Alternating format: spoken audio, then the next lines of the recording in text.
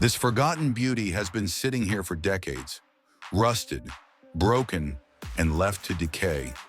But today, we're bringing it back to life. First, we strip it down to its bare frame. Every bolt, every panel, every wire, gone. This is where we uncover the real damage. And trust me, it's worse than we thought. Rust is a car's worst enemy, but we're not giving up. We grind down the rusted metal, cut out the bad sections, and weld in fresh steel. Slowly, the car starts to regain its shape. Now the magic begins.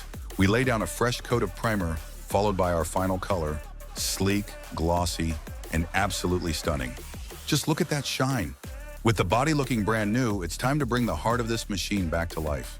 The engine gets a full rebuild, the interior is refreshed, and every detail is carefully put back together.